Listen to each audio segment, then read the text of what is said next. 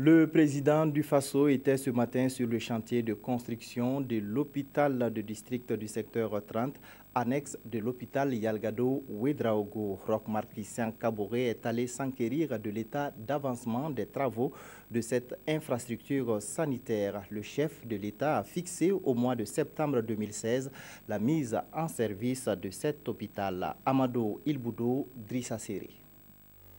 Lancé depuis 2010, le projet de construction de l'hôpital de district du secteur 30, le pôle hospitalier de l'hôpital Yalgado Ouedraogo, est un chantier en souffrance. Les délais sont largement dépassés, les travaux ont même connu une suspension sur une bonne partie des ouvrages. Le ministre de la Santé s'est rendu sur les lieux le mois dernier. Depuis lors, les travaux ont été relancés et la physionomie du site a complètement changé. Selon les responsables du projet, le chantier est aujourd'hui à un taux d'exécution de 98%. Ce chantier a débuté il y a de cela 6 ans. Et il n'est pas concevable que la population attende la fin des travaux pour se faire soigner et que du côté des entreprises, ça traîne. Cette visite de terrain a pour objectif de permettre au président du Faso de toucher du doigt les réalités du projet et de donner un coup d'accélérateur aux travaux.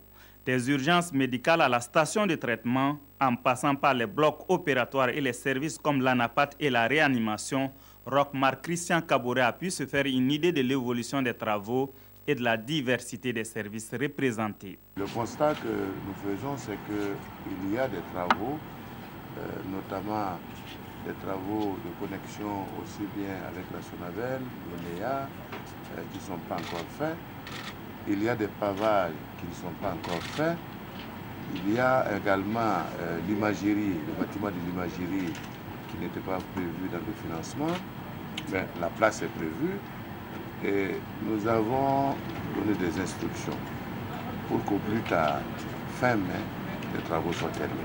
Au président du Faso, les responsables du projet ont exprimé des doléances, l'acquisition de matériel complémentaire, la réalisation d'une imagerie médicale, l'accès à l'eau et à l'électricité. Nous avons pris l'engagement de faire en sorte que les équipements, l'imagerie d'abord, le bâtiment de l'imagerie, nous puissions faire en sorte qu'il soit construit. Et également les équipements qui concernent les côtés maternels et infantiles. Là également, nous avons pris l'engagement de rechercher les moyens avec les pays amis pour que nous puissions également procéder à ces équipements-là. L'entreprise Faso Bara s'engage à livrer l'ouvrage au plus tard le 31 mai 2016. L'équipementier, lui, demande un délai de 2 mois pour installer l'équipement déjà sur place. Pour le président du Faso, cet hôpital doit être impérativement fonctionnel en septembre 2016. Il promet revenir en fin avril pour apprécier l'état d'exécution des engagements pris par les uns et les autres.